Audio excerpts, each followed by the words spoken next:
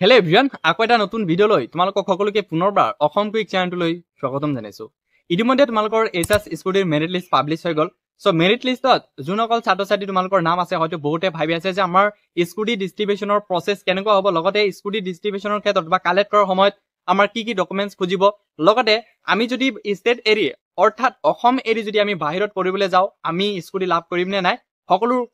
প্ৰশ্নৰ উত্তৰ তোমালোকে আজিৰ এই ভিডিঅ'ৰ শেষলৈকে জানিব পাৰিবা। লগতে এটা তোমালোকক এটা গুড নিউজ দিব, যোনসকল ছাত্ৰ ছাত্ৰী তোমালোকে বাহিৰত যাবা পঢ়িবলৈ, সো তোমালোকক কিন্তু এইটো বৰ্ষত স্কুটিৰ কাৰণে ইলিজিবল হয়। ইলিজিবল হলে তোমালোকে এটা নথিপত্ৰ দিব লাগিব। কি নথিপত্ৰ দিব লাগে মই তোমালোকক ধুনীয়াকে এই ভিডিঅ'ৰ শেষলৈকে জনাই থাকিম। প্ৰথমে তোমালোকে জানি লোৱা যে 2025 বৰ্ষত এইচএছ স্কুটি লাভ কৰিব খোজা তেনেহলে তোমালোকে কি প্ৰচেছত যাব লাগিব, লগতে কি ডকুমেণ্টছ হাতত থাকিলে তোমালোকে স্কুটি লাভ কৰিবা। লগতে যদি তোমালোকে কলেজ বা ইউনিভাৰ্চিটিত এনৰোল নোহোৱা বা যদি তোমালোকে সেলফ ষ্টাডি কৰা তেতিয়াহ'লে তোমালোকক এইটো বৰ্ষত স্কুটি দিয়া হবে নে নাই, এনেকুৱা প্ৰশ্নৰ উত্তৰ তোমালোকক আজিৰ এই ভিডিঅ'ত তোমালোকে লাভ কৰিবা। সো বলক ভিডিঅ'টো আৰম্ভ কৰো। সো প্ৰথমে ইয়াতে যোনটো এটা নটিফিকেশ্যন আপলোড কৰিছে, যিহেতু স্কুটি লৈ কেনে বহুত কন্ট্ৰভাৰ্চি চলিছিলে কিন্তু যোৱা বছৰ, সেইকাৰণে অসম চৰকাৰৰ ফালৰ পৰা আগতীয়াকৈ এটা নটিফিকেশ্যন জাৰি কৰিলে। সেই নটিফিকেশ্যনত ধুনীয়াকে মেনশ্যন কৰা আছে যে কোনসকল ছাত্ৰ ছাত্ৰীয়ে এইবাৰ স্কুটিৰ কাৰণে সঁচাকৈ এলিজিবল হ'ব। সো তোমালোকে স্ক্ৰীনত চাব পাৰিছা যে প্ৰথম সাবজেক্টত লিখিছে guideline for distribution of scooter to student scoring 80% or more mark in the HS examination 2025 in Assam as doctor Banikanta Kakati merit award under Pragyan Bharati scheme. এইটো বছৰত ধুনীয়াকে ইয়াতে মেনশ্যন কৰি দিছে যে এইটো বছৰত যোনসকল ছাত্ৰ ছাত্ৰী পাছ কৰিছা, যদি তুমি 80% পাইছা, 80% পালেহে তোমালোকক মেৰিট লিষ্টত নাম আহিছে। যোনসকলৰ 80% নাই তেওঁলোকৰ কিন্তু নাম নাই। ধুনীয়াকে কৈছে স্কুটি লাভৰ কাৰণে তোমালোকক কি কৰা হ'ব, মিনিমাম পাৰ্চেন্টেজ 80% হলে তোমালোকে লাভ কৰিবা। সো বাকি তোমালোকক ইয়াতে ইন্ট্ৰডাকশ্যনত জাষ্ট তোমালোকক কোনটো স্কিমৰ জৰিয়তে দিয়া হয় এইটো মই নকওঁ, তথাপি কৈ দিছো doctor Banikanta Kakati merit award under Pragyan Bharati scheme is implement by director of higher education for providing scooter to girls and boy student scoring 80% or more mark class 12 examination 2025। Same কথা লিখিছে। মই এতিয়া জনাম এলিজিবিলিটি ক্ৰাইটেৰিয়া 3 নম্বৰত। The student must obtain 80% or more mark in the higher secondary final examination 2025 conducted by Assam State School Education Board. তিনি জায়গাত ধুনীয়াকে mention কৰি দিছে যে যোনসকল ছাত্ৰ ছাত্ৰীয়ে তোমালোকে 80% পাইছা সেইসকল ছাত্ৰ ছাত্ৰী মেৰিট লিষ্টৰ নাম অন্তৰ্ভুক্ত হৈছে, সেইসকল ছাত্ৰ ছাত্ৰীকে কি কৰা হ'ব এইটো বৰ্ষত স্কুটি দিয়া হ'ব। বাকি বি নম্বৰত কৈছে যে only student in the betterment and reappearance category will be not eligible for the scheme. যোনসকল ছাত্ৰ ছাত্ৰী তোমালোকে বেটাৰমেণ্ট দি কেনে তোমালোকে 80% পাইছা বা তোমালোকে যদি দুই এটা সাবজেক্টত যদি কিবা মাৰ্ক বঢ়াই কেনে যদি তোমালোকে 80% পাইছা তেনেহলে কিন্তু তোমালোকক এইটো বছৰত স্কুটি দিয়া নহয়। ধুনীয়াকে যোৱা বছৰ তেনেকুৱা নিয়ম আছিলে, এইটো বছৰ তেনেকুৱাই আছে। বাকি C number student must B resident of state of Assam, তোমালোকে অসমৰ হ'ব লাগিব। আৰু D number student admitted in institution outside the state R also eligible provided they have a valid PRC of Assam. যোনসকল ছাত্ৰ ছাত্ৰী তোমালোকে অসম এৰি বাহিৰত পঢ়িবলৈ যাম বুলি ভাবি আছা, এতিয়া JEE নিটৰ কাৰণে বা কিছুমানে হায়াৰ ষ্টাডিৰ কাৰণে বেলেগ কিবা কৰিব, যদি তোমালোকে হায়াৰ ষ্টাডিৰ কাৰণে বাহিৰত যাবা তেনেহলে তোমালোকক কিন্তু এইটো বছৰত স্কুটি দিয়া হ'ব, কিন্তু ভেলিড PRC লাগিব, যোনটো পাৰ্মানেণ্ট ৰেচিডেন্স চাৰ্টিফিকেট বুলি কোৱা হয়। এই পাৰ্মানেণ্ট ৰেচিডেন্স চাৰ্টিফিকেটটো দেখুৱাব পাৰিলেহে তোমালোকক স্কুটি দিয়া হ'ব। সো অতি সোনকালে তোমালোকে PRCৰ কাৰণে আবেদন কৰা। PRC কেনেকৈ আবেদন কৰিব লাগে মই ডেছক্ৰিপশ্যনত ধুনীয়াকৈ দি থৈছো ভিডিঅ'। তাৰপিছত ই নাম্বাৰ কৈছে যে it is an applications based scheme program, no offline application will be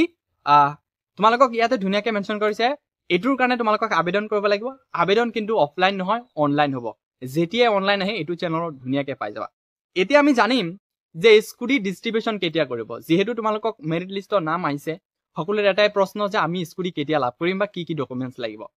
eligibility ক্ৰাইটেৰিয়াটো হয়তো সকলোৱে গম পালে। এতিয়া তোমালোকে জানিব পাৰিবা যে স্কুটি কালেক্ট কৰাৰ ক্ষেত্ৰত তোমালোকক ডিষ্ট্ৰিবিউচন যেতিয়া কৰিব এই ডিষ্ট্ৰিবিউচনৰ কি প্ৰচেছ থাকে সেইটো তোমালোকে জানিব পাৰিবা। এ নম্বৰত তেনেকৈ কৈছে তোমালোকে 80% হ'ব লাগিব। বি নম্বৰত the least will be beneficiaries will be uploaded, এইটো লিংকত অলৰেডি আপলোড কৰিছে। যদি তোমালোকে এতিয়ালৈকে মেৰিট লিষ্ট চাব পৰা নাই, ডেছক্ৰিপশ্যনত মই টেলিগ্ৰামত গ্ৰুপত মই ধুনীয়াকৈ আপলোড কৰিছো, তাৰ পৰা তোমালোকে চাই ল'বা। ই নম্বৰত কৈছে the eligible student will B fill up the online application form. The link to the online application form will be published by Director of Higher Education in the official website of DHE mentioned as per B above. So, যেতিয়া তোমালোকক online portal open কৰে DHE director of higher education যোনটো portal হয় main website হয় সেই ৱেবছাইটত উপলব্ধ হ'ব যেতিয়া উপলব্ধ হয় তোমালোকক নিশ্চয় বাৰু মই জনাই দিম এতিয়া D নম্বৰ কোৱা হৈছে যে director of higher education will be notify list of nodal principal of smooth distribution of scooter to eligible beneficiaries so' ইয়াতে D নম্বৰ ধুনীয়াকৈ কৈ দিছে যে DHEৰ ফালৰ পৰা যোনটো তোমালোকক ডিষ্ট্ৰিবিউশ্যন কৰিব যোনটো নডেল প্ৰিন্সিপাল হয় যোনটো কলেজত তোমালোকে এডমিট হ'বা সেই এডমিট কৰা কলেজত কিন্তু প্ৰিন্সিপালৰ ওচৰত তোমালোকক কি হ'ব যোনবোৰ ইলিজিবল বেনিফিচিয়াৰিজ আছে যোনবোৰ ইলিজিবল কেণ্ডিডেট আছে সেইবোৰ এটা লিষ্ট তেওঁলোকৰ হাতত যাব বাকি ই নম্বৰ ধুনীয়াকৈ কোৱা হৈছে যে the nodal principal will be responsible for collecting the appreciation certificate from the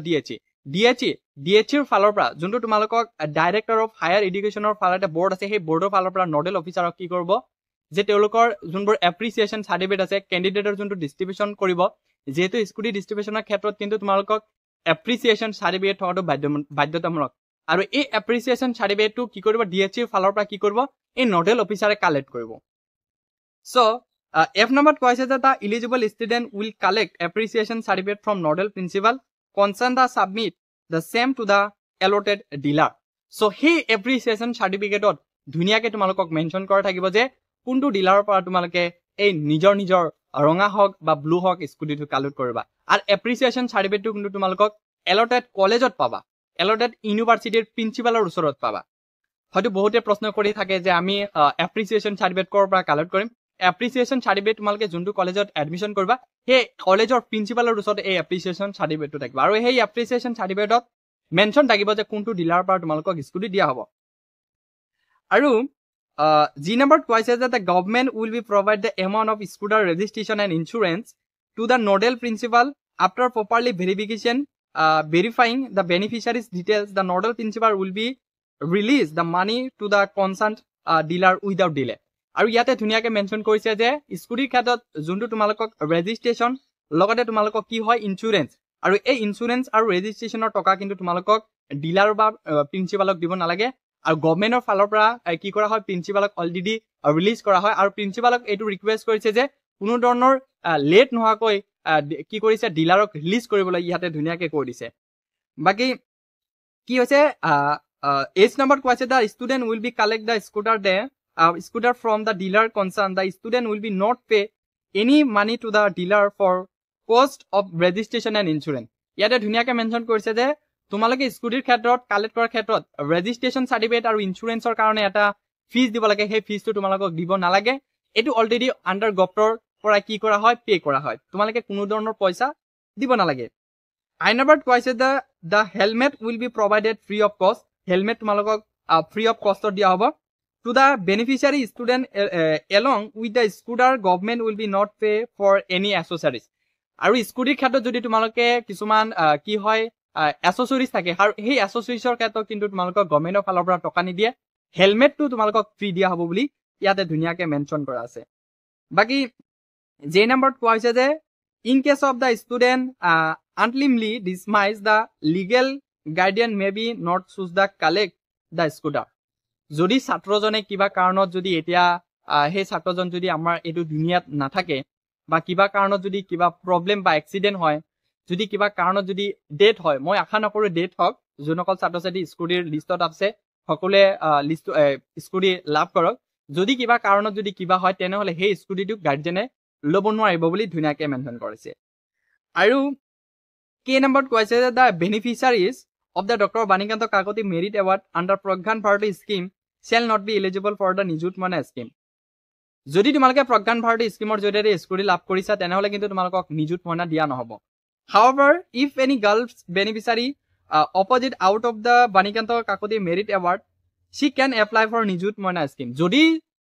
only যদি ছোৱালীয়ে যেহেতু নিযুত মইনা ছোৱালী বেনিফিচিয়াৰীক দিয়া হয় যদি ছোৱালীজনে বিচাৰে যে আমি স্কুটি নল'ম নিযুত মইনা ল'ম তেনেহ'লে কিন্তু সেই ছোৱালীজনীক কি কৰা হ'ব স্কুটিৰ কাৰণে আবেদন কৰা দিয়া নহ'ব চ' সেই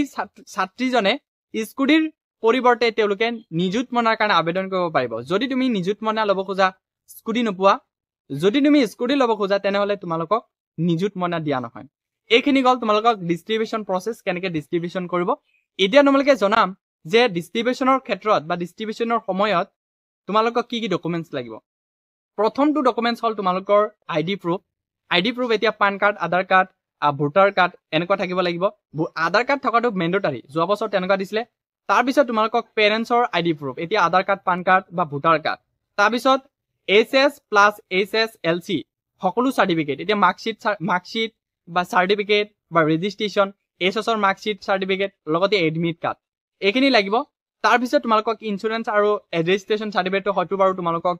কি কয় ডিলাৰ ফালৰ পৰা দি দিব লগতে তোমালোকক এটা বনাফাইড চাৰ্টিফিকেট লাগিব তোমালোকে যে কলেজত এডমিশ্যন কৰিছা বা তোমালোকে যে পঢ়ি আছা উচ্চ শিক্ষিত হোৱাৰ কাৰণে যে তোমালোকে এডমিট কৰিছা সেইটো কলেজৰ ফালৰ পৰা এটা বনাফাইড চাৰ্টিফিকেট দিব লাগিব আৰু সেই বনাফাইডটো